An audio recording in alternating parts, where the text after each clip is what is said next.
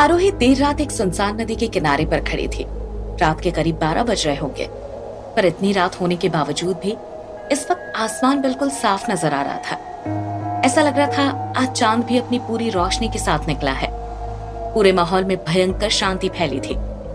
आवाज के नाम पर हवाओं के बहने की सरसराहट सुनाई दे रही थी केवल। इतनी शांति होने की वजह से खूबसूरत होने के बावजूद भी नदी का एक किनारा डरावना लग रहा था। आरोही बेचैन सी पूरी नदी के किनारे पर घूम रही थी। कभी कभी तो वो अपने दोनों हाथों को हवा में फैलाकर कुछ चिल्ला भी रही थी। आरोही बार बार चिल्ला के कह रही थी, मुझे आजाद करो, आजादी दो मुझे, आजादी। फिर कुछ देर चुपचाप से चारों ओर दौड़ती और फिर चिल्लाती, आजाद करो मुझे, मुझे आजाद करो। आरोही की इस आवाज में एक मजबूरी, एक दर्द झलक रहा था, मानो वो तड़प रही हो किसी बंधन से आजाद होने के लिए। पर इस वक्त कोई बंधन नहीं दिख रहा था आरोही को। फिर भी बार बार आजादी के लिए गुहार लगाना उसे कुछ समझ नहीं आ रहा था। आरोही बहुत देर से नदी के किनारों पर चारों ओर घूम घूम कर ऐसे चिल्ला रही थी, पर अभी तक वो खुद भी नहीं समझ पा रही थी कि वो ऐसा क्यों कर रही है। उसने खुद को कंट्रोल करने की बहुत कोशिश की, पर हर बार वो यही बात दोहराई जा रही थी, आजादी, आजादी दो मुझे। आरोही की दर्द भरी आवाज अब हवाओं के साथ मिलकर गूंजने लगी थी। अभी ये सब हो ही रहा था कि अचानक से हवाओं का बहना बदल गया। जो हवा शांत और धीमे बह रही थी, वो अचानक से एक तूफान का रूप लेने लगी। देखते ही देखते हवाओं का एक बवंडर बन गया और आरोही के चारों ओर मंडराने लगा।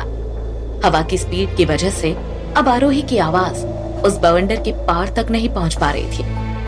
आरोही बुरी तरह से तड़पने लगी और अब पहले से भी ज्यादा तेज आवाज में आजादी की भीख मांगने लगी। और उसकी आवाज उस हवा के बवंडर से टकराकर वापस उसी को सुनाई दे रही थी। अपनी ही आवाज को बार बार सुनकर आरोही अब बहुत ज्यादा तड़पने लगी थी। अब यह आवाज उसके बर्दाश्त से बाहर हो रहा था।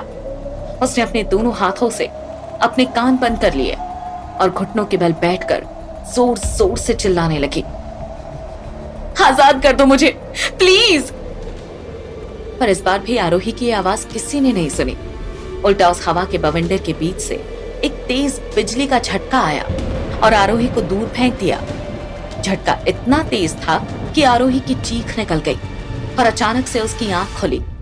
जब आरोही ने आंख खोली तो खुद को अपने रूम में अपने बेड पर पाया। शिट यार, फिर से सपना देख रही थी, कहते हुए आरोही अपना सिर पकड़कर बैठ गई। अगर अभी नींद ना खुलती तो आरोही को सपने में ही हार्ट अटैक आ जाने वाला था। इतना ज्यादा डर गई थी वो। अपने दिल पर हाथ रख के आरोही खुद को सांत्वना देने लगी। थैंक गॉड, ये सब सच नहीं था, वरना आज तो मैं गई होती काम से।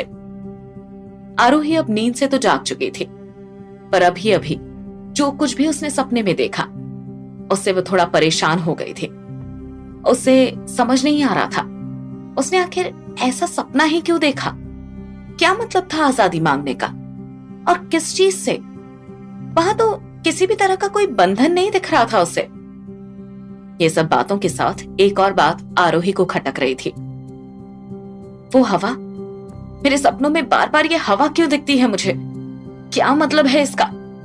कहीं ये सब सपने मुझे कुछ बताने की कोशिश तो नहीं कर रहे, या फिर कोई वार्निंग? आरोही परेशान होकर ये सब सोच ही रही थी कि तभी उसकी नजर सामने लगी घड़ी पर गई। घड़ी में सुबह के 9 बज रहे थे। आरोही आज बहुत देर तक सोती रह गई थी। आज संडे था तो कॉलेज की छुट्टी होने की वजह से कात्यायनी ने भी आरोही को सुबह सुबह जगाना सही नहीं समझा। ऐसे में आरोही ने जब घड़ी में टाइम देखा तो उसे थोड़ी टेंशन होने लगी। वो खुद से बड़बड़ाने लगी, सुबह के सपने तो सच हो जाते हैं, कहीं मेरा ये सपना भी? नहीं नहीं, ऐसा नहीं हो सकता। सुबह का सपना है तो कहीं सच ना हो जाए, ये सोचकर आरोही का दिल बैठा जा रहा था। पर उसने खुद को हिम्मत दिलाई और बेड से उतरकर मिरर के सामने जा खड़ी हुई। मिरर में खुद को देखते हुए आरोही ने अपना सारा कॉन्फिडेंस समेटा और एक जोर की सांस लेकर खुद से कहने लगी, आरोही, ये सिर्फ एक सपना था। हाँ, सपने कभी सच नहीं होते। चिल। अभी वो मजिशियन वाले सपने को ही देख ले, कहां सच हुआ। आरोही अभी उस सपने के बारे में सोच ही रही थी कि उसे अपने उस स्कार्फ का ख्याल आया जिस पर लाल रंग से A+ का साइन बना हुआ था। स्कार्फ वाली बात याद करके आरोही का सारा कॉन्फिडेंस एक बार फिर चूर चूर हो गया। शेरनी आरोही से वो फिर डरपोक आरोही में तब्दील हो गई। आरोही को लग रहा था कि उसे छुपा के रख देने से वो दाग चला जाएगा।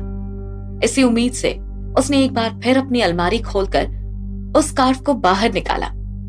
आरोही ने उस A+ के साइन के हटने की उम्मीद से उस स्कार्फ को बाहर निकाला था, पर जब उसने स्कार्फ को ध्यान से देखा तो उसके होश उड़ गए।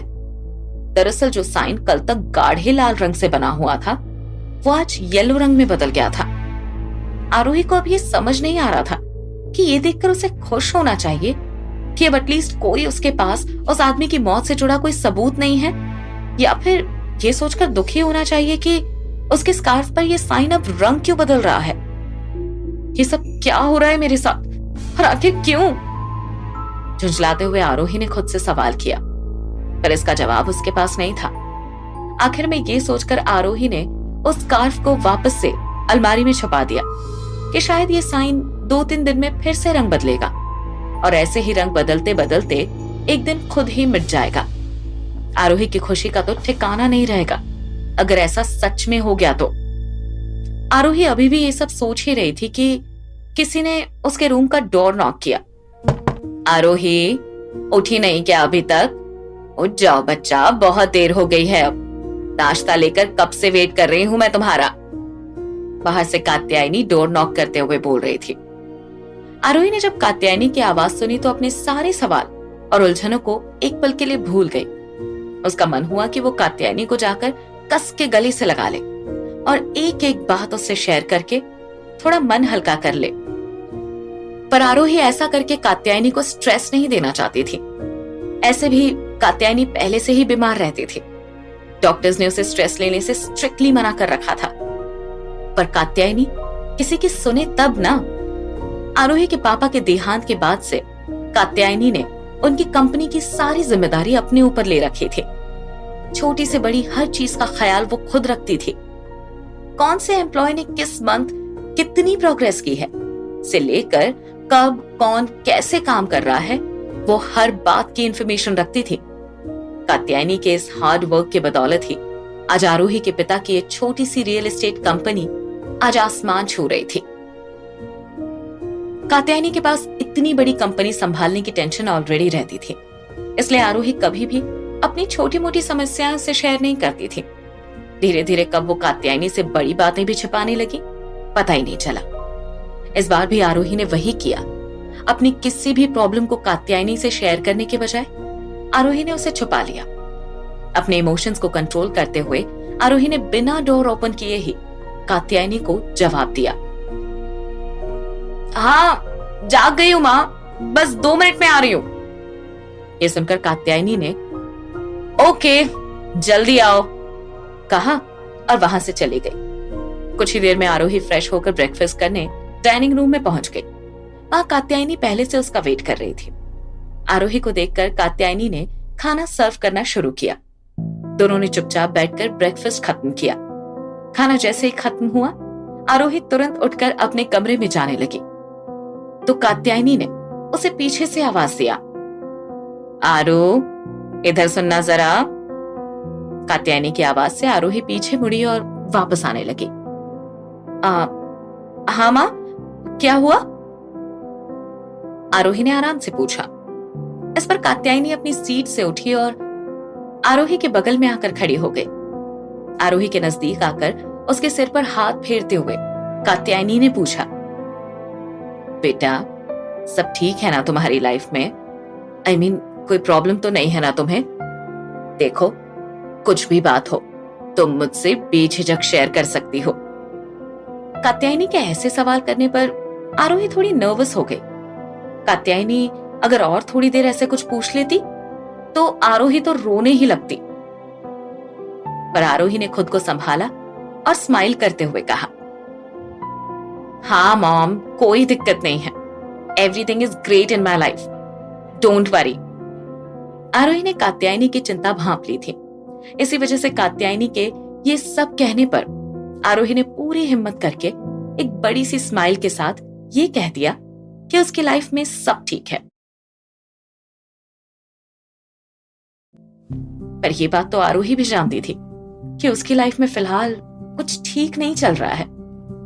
आरोही का जवाब सुनकर कात्यायनी ने थोड़ी राहत की सांस ली, पर कहीं ना कहीं उसे भी इस बात का अंदेशा था कि आरोही की लाइफ में कुछ तो गड़बड़ चल रहा है।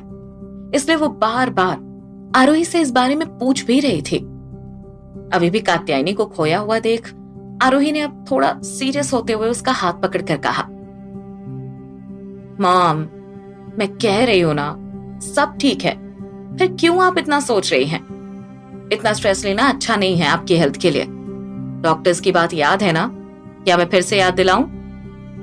इस पर कात्यायनी ने मुंह बनाते हुए जवाब दिया, हाँ हाँ, अच्छे से याद है क्या कहा था उस सड़े डॉक्टर ने, और मैं कोई टेंशन नहीं ले रही।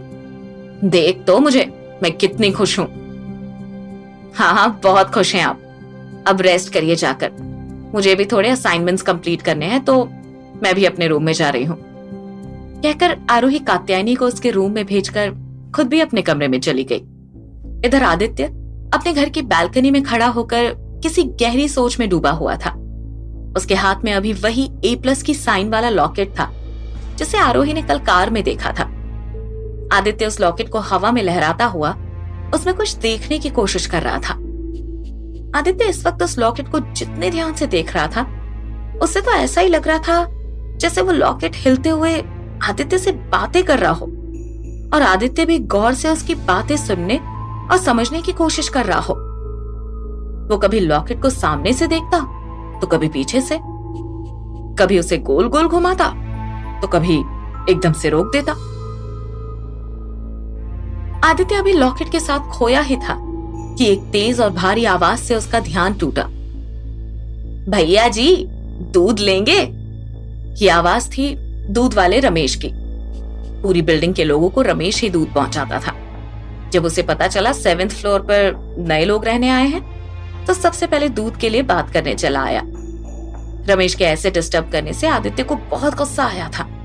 साथ ही उसके चेहरे पर एक अजीब सी घबराहट भी दिख रही थी।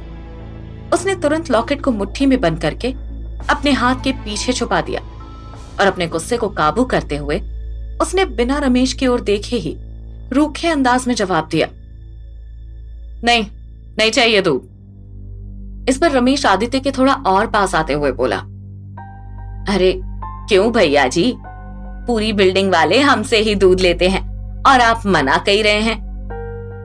आदित्य अब अपने गुस्से को कंट्रोल नहीं कर पाया और झल्लाते हुए बोल पड़ा, एक बार कह दिया तो समझ नहीं आ रहा क्या तुम्हें? नहीं चाहिए दूध मुझे। अरे तो इतना भड़क काहे रहे हैं? नहीं लेना है तो मत लो, हमको का? हम तो आपका ही भला सोच के आ गए थे। खैर चले जाते हैं, माफ कर देना गलती से ज्यादा बोल दिया हो तो। कहते हुए रमेश वहां से चला गया। रमेश के जाते ही आदित्य ने तुरंत अपने घर में घुसकर गेट अंदर से लॉक कर लिया ताकि इस बार कोई उसे रमेश की तरह डिस्टर्ब ना कर सके। घर के अंदर जाते ही आदित्य फिर से लॉकेट को हवा में लहराते हुए उसे घूर घूर के देखने लगा।